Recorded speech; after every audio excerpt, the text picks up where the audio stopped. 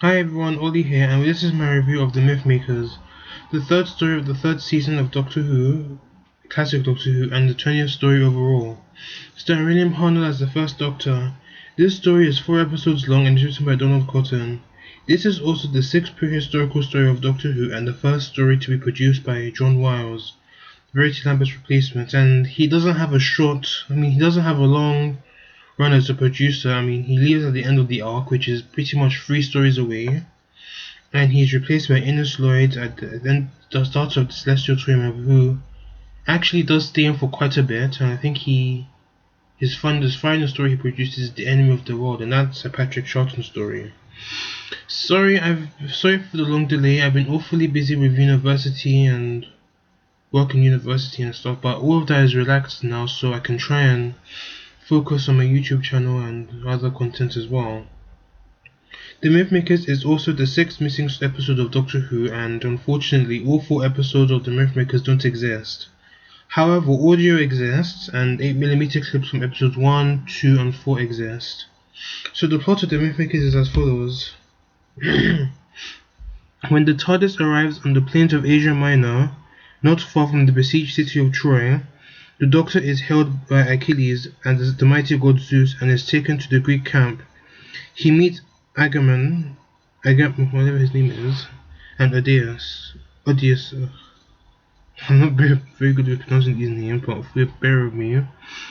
Forced to admit he is a mere mortal, albeit a traveler in space and time, he is given 2 days to devise a scheme to capture Troy. Stephen and Vicky, meanwhile, have been taken prisoner by the Trojans.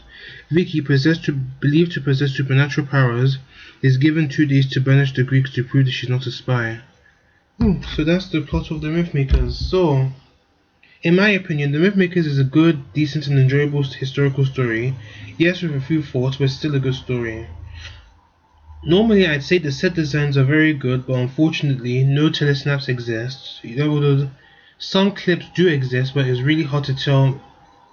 Well, you can see the TARDIS in most of these clips, but you can't really tell of the other stuff as well. So we pretty much have to rely on our imagination and the loose cannon reconstructions, which they do a good job on trying to capture what the episode would have actually looked like. What the episode actually looked like when they first aired on television. But I can imagine the sets were very good. And judging from the surviving clips, you can see some things such as Vicky and Steven's costumes, and I must say they were very good, to say the least. The acting was fairly good in the story, especially from William Hartnell, considering the fact that the Doctor doesn't really do much of anything. He comes out of the TARDIS and is pretty much with Agamemnon and his camp in Greece.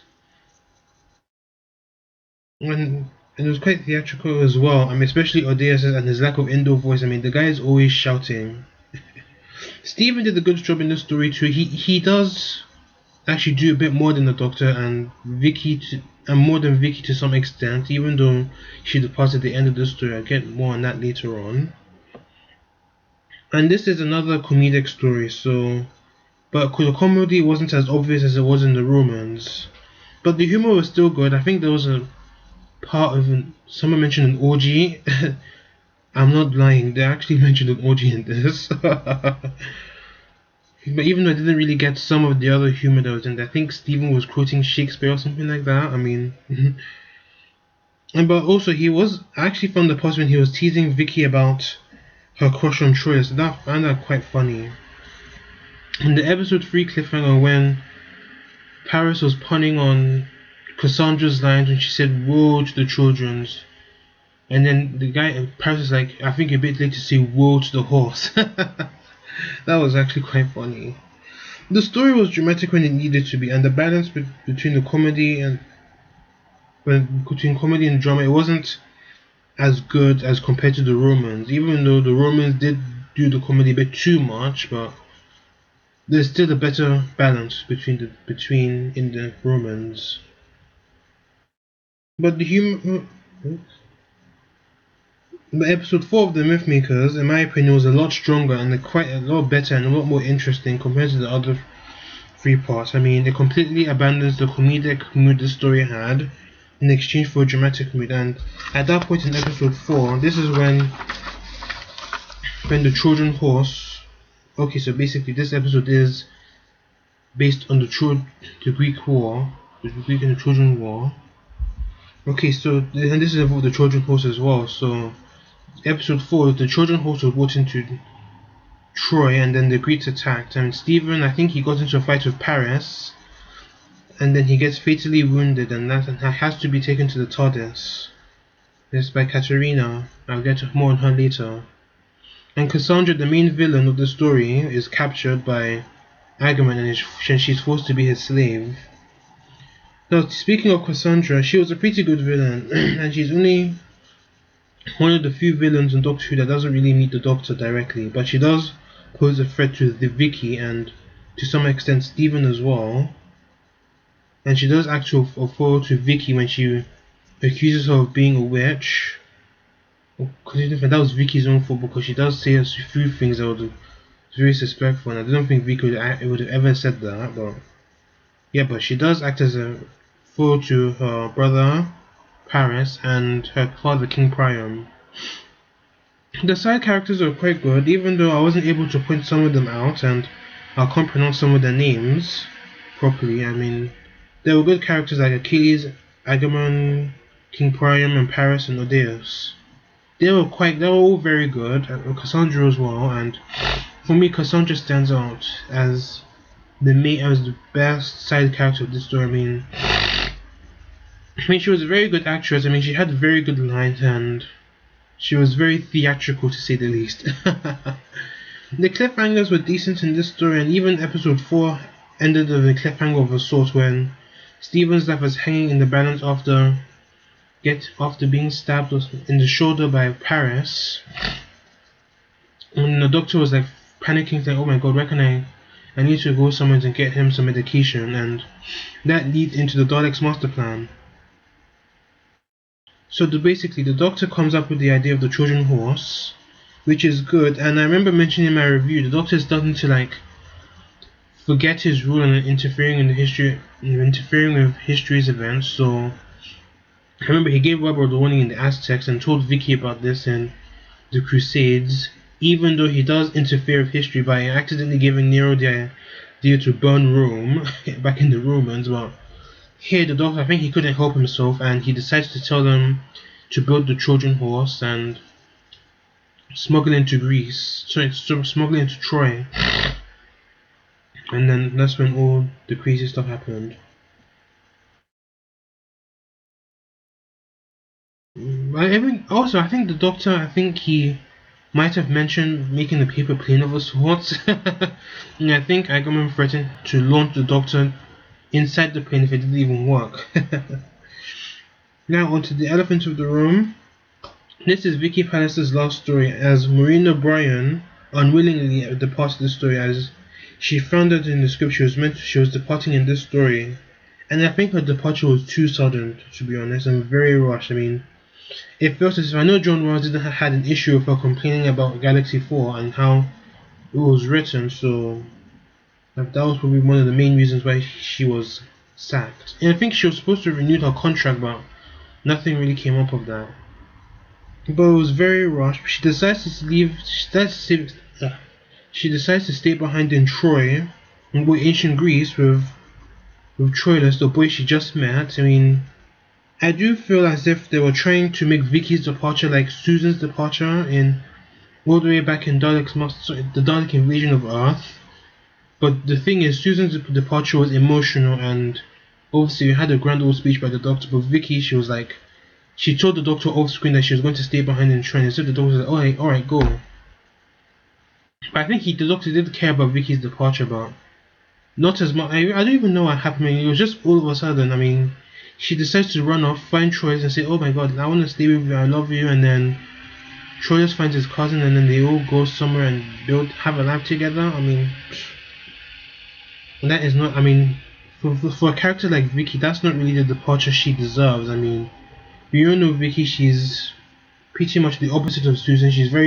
She's more hands-on. She's brave. She's kind. I'm not saying Susan's not kind, but Vicky, she's funny. I think she had a good relationship with her fellow companions. I mean, I loved her relationship with Ian and Barbara, and I like the whole chemistry she had with Steven, and I think that's probably one of the underappreciated companion duos we've had in the show. I mean, the time medley was very good. I mean, even in this story as well, they had some banter between them, and I really like that. So Vicky's replacement is Katerina. She appears at the almost beginning of episode 4 as she's Cassandra's handmaid, and then Vicky spots her, and then all of a sudden Vicky tells her to look for Steven, who's going by the name of let me check. Diomedes, yeah.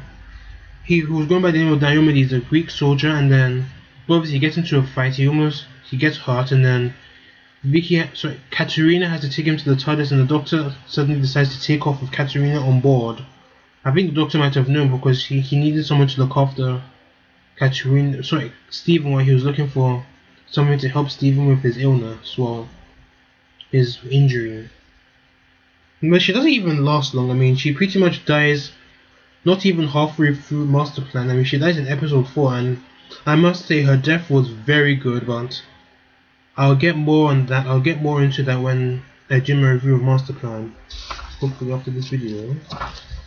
And I noticed that Vicky wasn't really written well in the story. I mean, it wasn't really Vicky, to say the least. I mean, I would say Vicky was acting out of character. I mean, we know Vicky's a tough girl. I mean, she's kind of clever, but she makes the dumbest mistakes in this story. I mean, for instance, when the TARDIS was brought into Troy at the end of episode 1, at the start of episode 2 rather, she comes down and says she's from the future and introduces herself as Vicky. I mean, what? I mean, yeah, I know you're from the future or anything, but at least be aware. I mean, were you actually calling yourself Vicky when you're in ancient Rome or in Palestine back in the Crusades? But come on, I mean, no. But maybe she was a bit nervous that the doctor wasn't there. I mean, the doctor and Steven were back in Greece and she was on her own. Or maybe that's the reason why she might have decided to do that. But to be honest, I don't think that was a good idea for Vicky to at least have her acknowledge that, have maybe whisper to herself, maybe give her her own speech saying, how am I going to do this without the doctor? He's not here. Oh my god, what am I going to do? At least have that. I mean, give someone else a speech, for instance. I mean, we've had hard-nosed speeches already. I mean, have a companion speech. Well, for Vicky to say the least, but yeah. Or companion monologue, but it was too out of character for Vicky in my opinion. But The Mythmakers is a good story and it's a good historical, and it's a shame it's missing. Hopefully it does come back to the archives, or hopefully it does get animated, which I highly doubt it, but out of 10 I'd give The Mythmakers a 7. My next review is the Daleks Master Plan. Boy, this is a big one. This is a 12-part story and only 3 episodes survive. Thank you for bearing with me for the long delay. I'll try and, as I said before, I'll be trying to upload a little bit more depending on other uni stuff. I mean, I did the test a few days ago and hopefully that has gone well, and I have coursework due at the moment, so I'm working on that. And hopefully I'll try and get the software for my reaction videos, and I'll do that as soon as possible, and hopefully when I get a new laptop, because this one I have is quite useless. But anyways, thanks for watching. Let me know what you thought of this story and what you thought of this review. So this is Oli. See you later, guys.